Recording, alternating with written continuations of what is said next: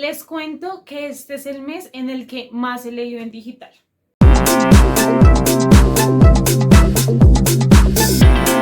Hola viajeros, ¿cómo están? Bienvenidos al Wrap Up de noviembre, el video en el que les cuento los libros que leí durante un mes, en este caso durante noviembre. Les cuento que fue un mes muy complejo, ustedes ya pudieron ver todo eso en el Reading Blog porque estaba terminando mi último año de comunicación social y periodismo y tenía todo un semestre de literatura y los trabajos finales estuvieron densos, complejos, pero la logramos. Aquí estoy triunfando. En el después veo ese video y digo, qué risa, en serio, cómo es el tema del paso del tiempo, ¿no? Que uno en el momento siente que no va a acabar nunca, pero todo pasa. Y pues esa es como una prueba de ello, ¿no? Así que en este video les voy a hablar muchísimo de lecturas que hice por la universidad, básicamente, porque pues digamos que por gusto, bueno, sí hubo varias, en realidad leí 10 libros durante este mes. No me pregunten cómo, no están incluidas todas las lecturas como que tenía pensadas, pero sí, es impresionante, no sé. Ya esto, como de volverlo un hábito, es lo que hace que lea y se me pasen las páginas y los libros tal y como que ni me dé cuenta. El tema de estudiar literatura incrementa esto, pues claramente de seguir leyendo ya no solamente cosas académicas, porque obviamente me la paso leyendo ensayos y crítica literaria, etcétera, pero dejando todo eso de lado, todavía tengo muy fresca la universidad y acabo de inscribir materias para el otro semestre, perdón, que me ponga toda académica. Vamos a comenzar. Hago el disclaimer antes de que tarde que temprano van a salir como las reseñas de estos libros de forma individual, donde hablo como muchísimo más extenso de todo, de los personajes, de qué me pareció, así como mucho más profundo, ya sea en Goodreads si son libros corticos, acá en YouTube si son sagas, en Instagram si los tengo en físico o en el blog. En cualquiera de esas plataformas van a salir. En estos días voy a estar actualizando el índice de reseñas para que vayan al blog y vean todos los libros que he reseñado durante 5 años. Son un montón, así que si quieren recomendaciones para allá pueden ir. Y si tienen muchísimas ganas de ver la reseña de un libro en particular, cuéntenme y la tendré muy en cuenta. El primer libro que terminé durante el mes de noviembre fue Dolores de Soledad Acosta de Samper. Es un libro maravilloso porque se publica muy seguido a María de Jorge Isaacs, que María creo que lo hemos escuchado un montón, sobre todo si estamos aquí en Colombia. Es como un libro muy importante para el tema del costumbrismo y todo esto. Yo tenía que leerlo por mi clase de literatura colombiana, pero no lo leí porque ya lo había leído con las chicas. Entonces la verdad es que hice un repaso a varias escenas, como que consulté resúmenes, pero no fue como que hiciera una relectura. Y me parece muy interesante que Dolores se publica muy seguidito a María. Claramente no tiene como el mismo boom y la misma fama que tiene María porque fue escrito por una mujer. En lo personal, a mí me parece muchísimo mejor Dolores. Me gusta mucho que da cuenta de la importancia de que existan escritoras, ¿no? Porque nos lleva como a unas profundidades y a otra manera de concebir a los personajes que se da solamente cuando tú tienes este tipo de sensibilidad. O sea, estar en un cuerpo de mujer y estar en un cuerpo de hombre condiciona muchísimas cosas de nuestra relación con el mundo y eso se refleja de manera inevitable en la literatura, ¿no? Aquí vemos a una mujer muy hermosa, colombiana, que se enamora, es joven, es pilísima, escribe, lee poesía, escribe poesía también, o sea, como que es de esas mujeres de los pueblos que uno dice, wow, pero le da lepra, que es como una enfermedad que también tiene su padre y ella hereda. Así que Dolores decide como recluirse y vamos a conocer todos sus sentimientos por medio de las cartas que le escribe a su primo. De lo que más resalto de la historia es que el libro se llama Dolores porque Dolores es la protagonista. O sea, ella realmente sí es el personaje actuante que toma decisiones, muchas de las decisiones propiciadas por lo que ella cree que es correcto para ella misma, y eso me parece como muy valioso, sobre todo pues considerando la época, ¿no? Porque María, por ejemplo, el libro también se llama María, pero María es pues una mujer que nunca hace nada, o sea, siempre está callada, siempre está diciendo que sí, o sea, como que es demasiado sumisa, nunca es como la persona que hace las acciones como si lo es Efraín, y acá en Dolores cambia totalmente esto. Yo la disfruté mucho, como que sí fue bastante entretenida de leer, no en el aspecto de que me divertí leyéndola porque es una historia muy densa, o sea, es leer como una persona como que va muriendo poco a poco y lo que implica aislarse de la sociedad y lo que implica perder la belleza, sobre todo para una mujer, son como muchas cosas que uno analiza ahí y me parece muy interesante. Yo le puse 4 heladitos de 5 heladitos y disfruté mucho tener la oportunidad de hacer esta comparación, ¿saben? Como que no es que las mujeres antes no escribieran, han escrito cosas magníficas, solo que no se les ha dado el reconocimiento que merecen y Dolores es una prueba de ello. Para esta misma clase leí un libro que se llama Mario y Frinea o Las dos religiones de Herminia Gómez. Ella también es una autora, no sé si contemporánea a Soledad Acosta, no estoy muy segura, pero no tenemos nada de registro de ella. Soledad Acosta, por un lado, ella fue esposa de José María Samper, entonces como que pues fue reconocida en las élites del país y por eso como que pudo poco a poco abrirse paso, pues porque tenía la compañía de un hombre con un muy buen nombre. Por otro lado, de Herminia no conocemos mucho, salvo que escribió esta novela, que fue institutriz en España, son muy pocas cosas las que conocemos. Me parece muy fuerte, porque de ella al menos tenemos como vistazos, ¿no? Pero ¿cuántas autoras realmente han sido olvidadas del todo? De lo que más disfruté es como de la variedad de culturas que se presentan en esta historia. El argumento es muy sencillo, básicamente Mario era pues un hombre que vivía en la India, tenía como su religión de allá, una religión muy densa, de estas que tenían como costumbres de que si el esposo se moría, entonces la mujer se tenía que morir con él, ¿no? La apedreaban y la enterraban con el hombre, eran como ese tipo de tradiciones. Y estamos en un contexto donde el catolicismo como que se está esparciendo a todos lados, pues con todo este tema de la conquista y que España pues tiene como todas sus colonias, ¿no? Entonces efectivamente España en la figura pues de un personaje llega a la India, convierte a Mario y Mario va a hacer como este viaje a España para finalmente pues como alcanzar la iluminación católica de cierta manera. En este viaje él va a pasar por Mesopotamia y va a conocer a Frinea. Ella es una princesa musulmana, no es cualquier mujer, es como muy importante y pues se van a enamorar, pero Mario le va a decir como podemos estar juntos solamente si tú te conviertes al catolicismo porque pues ser musulmana pues está mal porque la religión correcta es el catolicismo, ¿no? Van a pasar muchas cosas y digamos que este es el gran duelo y el gran enfrentamiento de esta novela que si bien, claro, es muy religiosa, tiene como muchas aspiraciones también políticas, las descripciones de los lugares, la manera en la que plantea las escenas, todo es como muy místico y está como muy bien descrito y por eso es muy bello. Además siento que a pesar de que la religión sea como algo tan fundamental y eso nos echa un poquito para atrás, como que el crecimiento que tiene la protagonista, un poco, claro, propiciado como por ella querer convertirse, pero no, es casi que muy personal y tiene que ver mucho con los atributos que ella considera que son honorables y creo que para eso sirve que tú creas en algo, ¿no? Para ser mejor persona. Sí hubo momentos, no les puedo negar, que yo decía como qué tedioso esto, o sea, como que el argumento está bastante como conflictivo, pero como que todas estas partes de las descripciones, etcétera, me gustaban muchísimo. Yo le puse 3 heladitos de 5 heladitos y gracias a mi librera de confianza que me ayudó a agregar este libro en Goodreads, o si no, no estaría contado en el reto. Para el club de lectura privado, releí Nadie nos vio partir de Tamara Trotner. La primera vez que yo leí este libro me gustó mucho, por ahí deben tener el grapa porque todavía no ha salido la reseña porque es que no estoy segura si lo leí este año o el año pasado, pero la verdad es que lo leí muy seguido, lo releí muy seguido.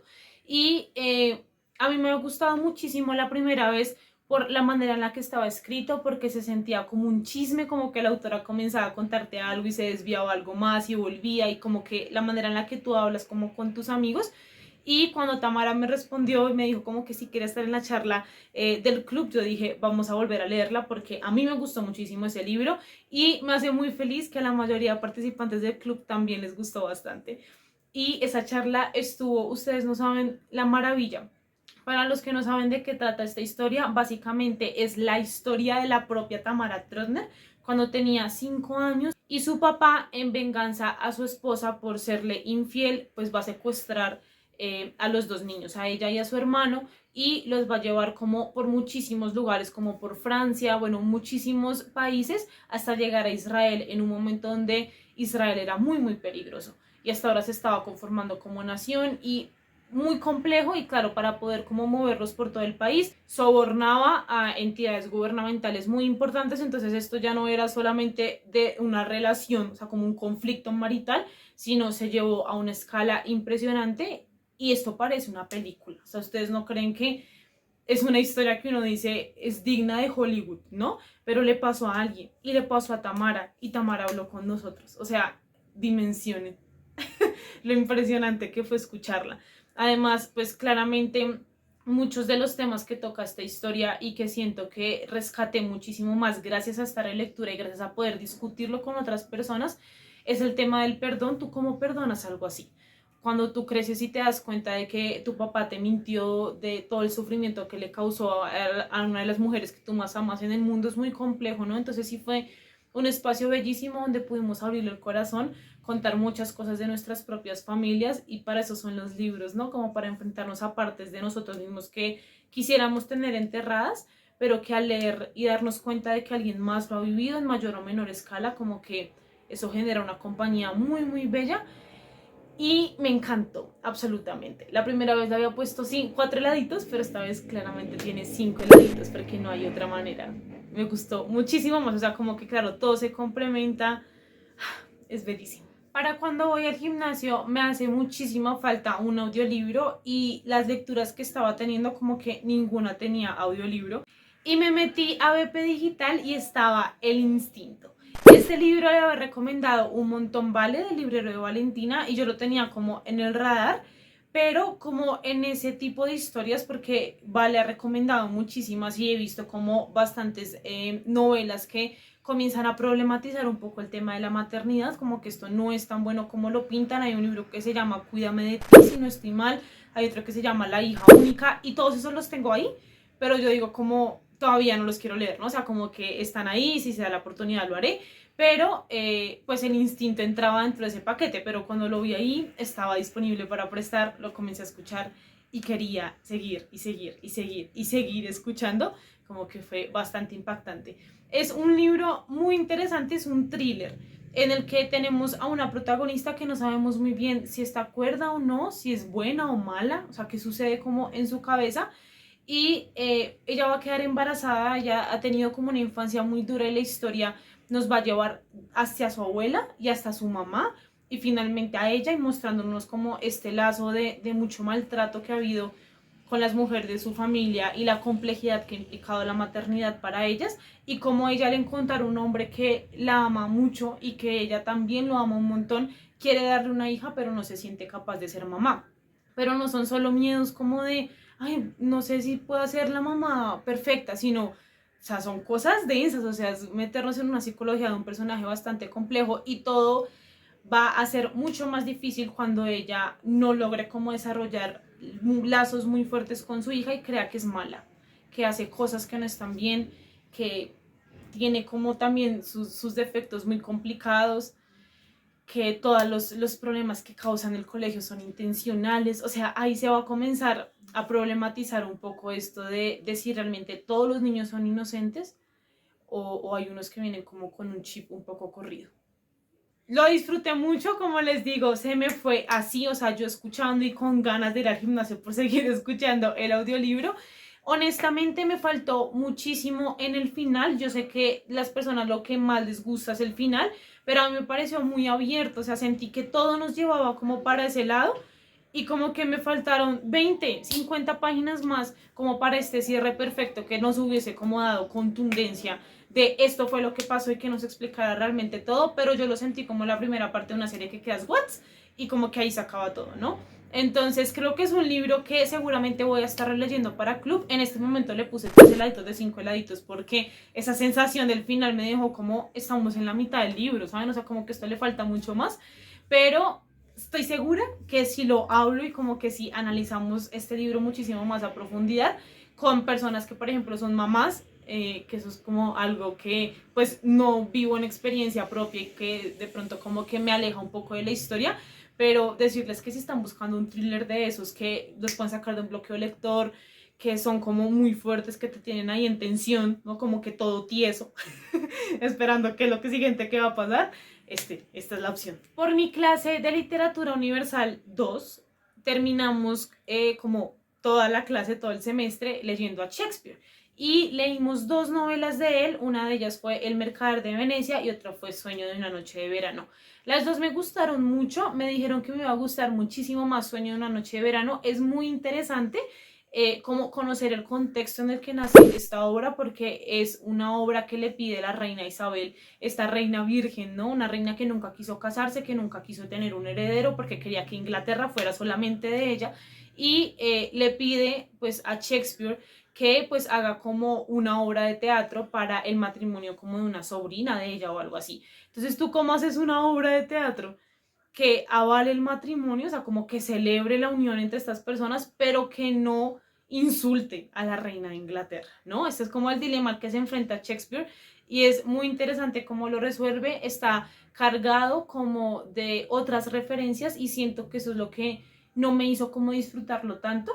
Yo le puse 3 heladitos de 5 heladitos, como que me quedo ahí en la mitad, me gustó mucho, es muy gracioso, vemos como esta idea de Shakespeare del teatro, o sea, como el teatro para la vida, y los actores no solo se quedan como en las 4 paredes que creemos que es el teatro, sino que salen e interpretan y forman parte como de toda la acción que está ocurriendo, y es casi como una muñeca rusa muy interesante, hay diálogos muy divertidos, tenemos personajes, digamos, tanto de la vida real como ninfas y dioses y Cupido, ¿no? Y como todo esto que es muy interesante. Y siento que es esos libros que merecen como una relectura, ¿saben? Como que en este momento lo leí, lo disfruté, me pareció chévere, vi la clase, estuvo interesante, pero creo que me perdí muchísimas cosas como de la historia y eso no hizo como que la disfrutara del todo. Claro que entender la genialidad de Shakespeare es muy complicado y me parece la verdad que la forma en la que resolvió esto de cómo hago, ¿no? Como para no insultar a la reina de Inglaterra, fue de una manera muy inteligente con diálogos y pistas como muy, muy chéveres. Pero es de esos libros que toca analizar y pensar bien, que no son como lecturas así rápidas y facilitas. Por otro lado, El Mercader de Venecia me gustó muchísimo por la protagonista, por Porcia, creo que se llamaba, porque ella es como la que toma la acción. O sea, realmente por ella es que hay una historia y eso me parece muy interesante en Shakespeare, ¿no? O sea, como en su época. Y pues trata básicamente como de un hombre que le pide prestado a un judío dinero y no le paga como cuando dijo que le iba a pagar. Entonces, pues el judío le dijo que si no le pagaba como ese día, él le iba a tener que dar como una parte de su cuerpo, como un pedazo de piel, pues. Y cuando llega pues finalmente el juicio, el judío está como súper bravo, necesito que me des la piel tal, pero ni siquiera era como que le sirviera para algo, ¿no? Era como un desquite ahí de todo un contexto más allá, o sea, porque vemos al judío así, ¿saben? Como que hay más explicación ahí, aún no he visto la clase, pero ese me gustó mucho más, la verdad. Le puse también 3 heladitos de 5 heladitos, pero disfruté como la sagacidad, como todos los juegos del oculto, como dejar a los hombres de que porque están peleando, ¿no? O sea, como muy chistosa la forma en la que se resuelve esto, finalmente si le va a cortar un pedazo o no.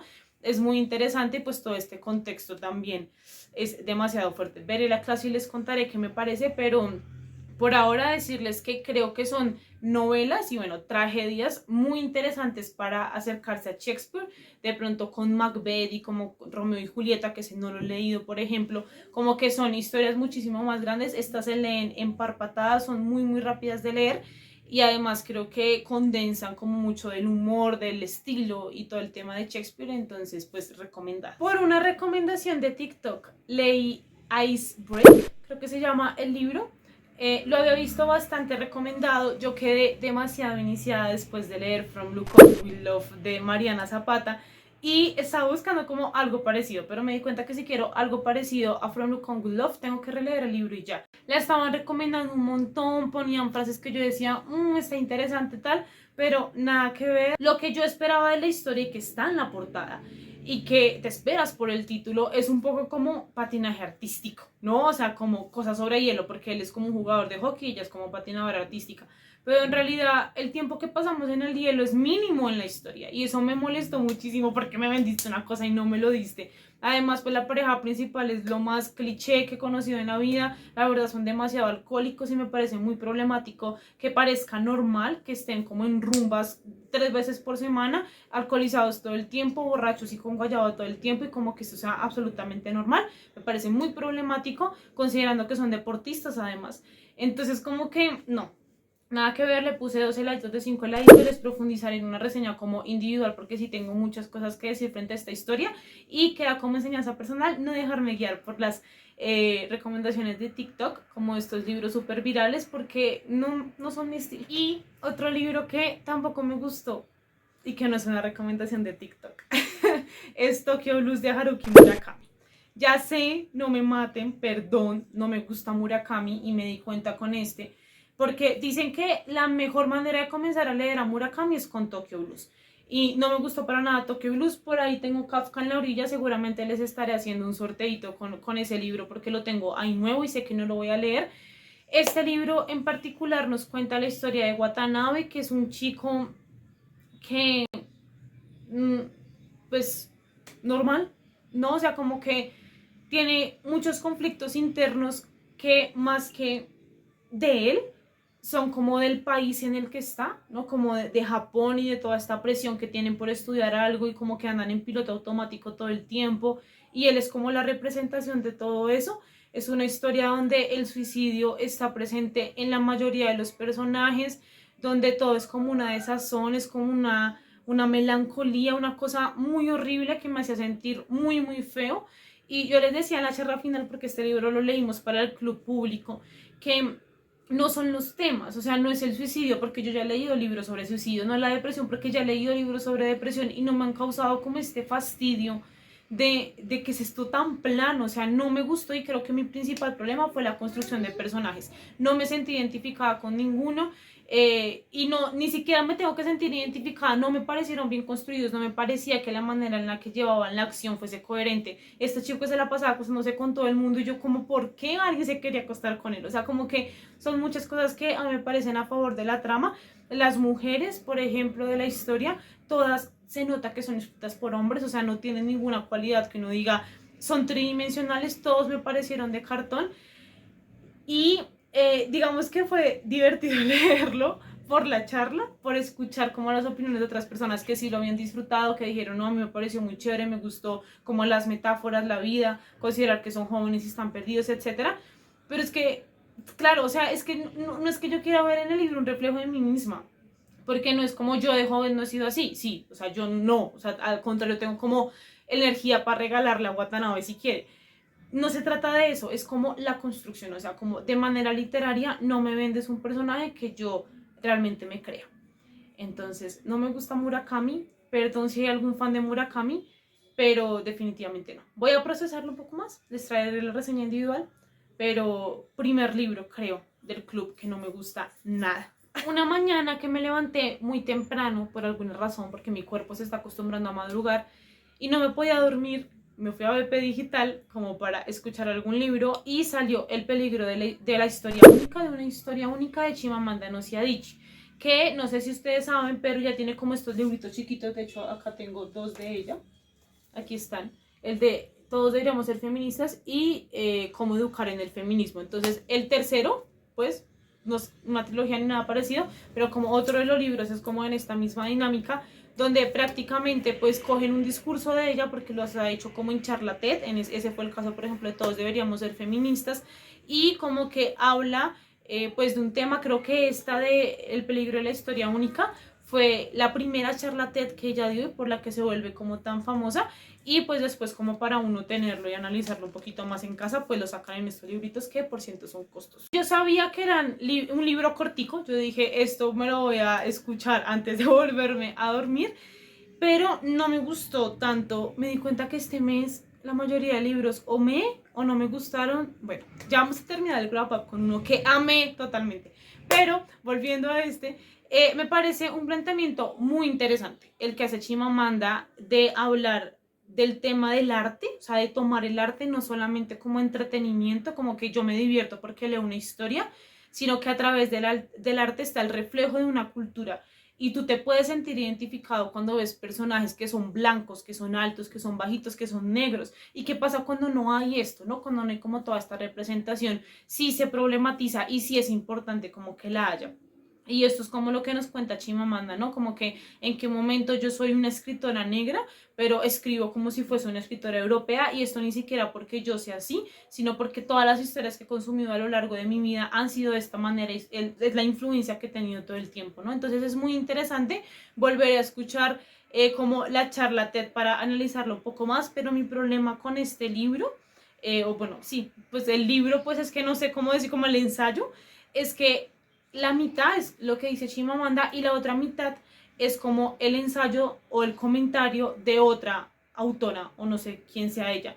Que a mí la verdad me pareció como muy complejo de entender, como que claro, yo entré es buscando el estilo Chimamanda, que yo lo tengo como muy claro, que es como muy divertido, muy interesante, ¿no? O sea, como otra cosa. Y el de esta autora, la verdad, sí se iba con conceptos como muy extraños, como para analizar como de otra forma. Entonces siento que intentó complementar de cierta manera, pero se pierde un poco la intención del libro y es Chimamanda. O sea, yo quiero saber es de ella. Entonces esta segunda parte sí me pareció como más confusa, no sé si es porque estaba medio dormida, pero es como el librito que menos me ha gustado de ella. Si tengo la oportunidad de comprarlo, pues para seguir acumulando los discursos de Chimamanda, seguramente lo haré, pero un mensaje muy importante, pero siento que no sé, así como para complementarlo con esa otra persona, ¿saben? Le puse 3 heladitos. Y vamos a terminar con el mejor libro del mes, sin duda alguna, y es este. Casa de Tierra y Sangre, de la saga de Ciudad de Media Luna de Sarah J. Maas. Es un libro que yo compré porque tengo este reto de 12 amigos recomiendan 12 libros y Patri me había recomendado este. La verdad es que ese reto, ya les contaré más adelante cuando haga un video sobre los retos, me tenía un poquito estresada porque preciso dejé para el final todos los libros que son gordísimos. Me falta El tiempo entre costuras de María Dueñas, me falta La vida invisible de Adela Rue de Victoria Schwab, son libros muy gordos y me faltaba este. Y yo dije como, no los voy a alcanzar a leer, no creo que los alcance a leer, pero no me quiero estresar, pero como que sí me estreso un poquito. En fin, el caso es que este estado económico, yo tengo mi colección de Sarah J. Maas y dije, vamos a comprarlo. Comencé a leerlo y fue muy difícil entrar a este mundo, creo que ya se los comenté en el book haul, porque es otra cosa. Esto no es una corte de rosas y espinas, es otro mundo, son otras criaturas, es otra manera, es casi muy cercana, o sea, más cercana a nosotros mismos, porque claro, en una corte como que tenemos los faes y como todo este territorio que son de las hadas. En cambio acá está mezclado seres humanos, pero criaturas que son mitad algo, saben, como muchísimas criaturas, y yo me sentía demasiado perdida. Sin embargo, cuando logré como entrar más a la historia y a los personajes y al romance, esto sí, gracias a Karen que me mandó fanarts y me ayudó en estas crisis existenciales de Sarah J. Maas, no saben lo mucho que lo disfruté. En el Reading Blog les explico un poco de esto, porque era impresionante como yo estaba en semana de finales y yo dije, ¿sabes qué? Tengo que leer 50 páginas más, no importa, y otras 50, y me lo terminé. O sea, literal, en una semana me terminé 800 páginas. ¿Pueden creerlo? ¿Pueden creerlo? Está magníficamente escrito. Me encantó la evolución que tiene Sarah J. Maas en este libro. Le falta mucho más romance, que creo que es el resultado de muchas críticas que han habido como de sus otras sagas, sobre todo de Una corte de llamas plateadas, como que dijeron que era exceso de romance. A mí no me pareció, pero como que a Sarah sí, o no sé por qué tomó esas decisiones de no meter más romance en esta historia. Pero la pareja que hacen Bryce y Hunt es absolutamente maravillosa. Se hacen amigos antes que cualquier cosa. La batalla final en este libro es una cosa impresionante que te tiene mordiéndote las uñas todo el tiempo que está pasando. Los giros son sorprendentes. O sea, son 700 páginas que valen absolutamente la pena de principio a fin. Quedé con muchísimas ganas de leer el siguiente. Quería como esperarme un poco porque lo quiero en físico. O sea, quiero tenerlo en físico. Pero están haciendo lectura conjunta de este libro.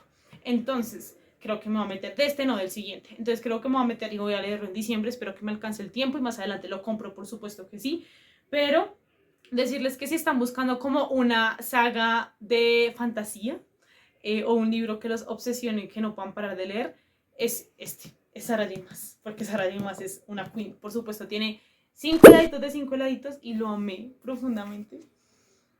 Es que recuerdo todas las escenas y es como, ¿cómo haces esto? ¿Cómo escribes tan bien? Wow.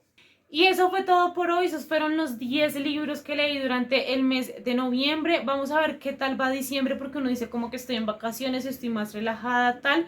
pero a mí me afecta mucho no tener una rutina y como que a veces se me pasan los días. Si no leo en vacaciones me pasa mucho eso, pero tengo lecturas bastante intensas, tengo a Rayuela, tengo Las dos muertes de Jaime Alfonso Sandoval, así que me voy a concentrar muchísimo como en terminar esas lecturas. Tengo Harry Potter y las Reliquias de la Muerte, bueno, ya les contaré cómo termina este año. Se vienen videos muy interesantes, se viene el book tag de fin de año, se vienen cositas para el otro año.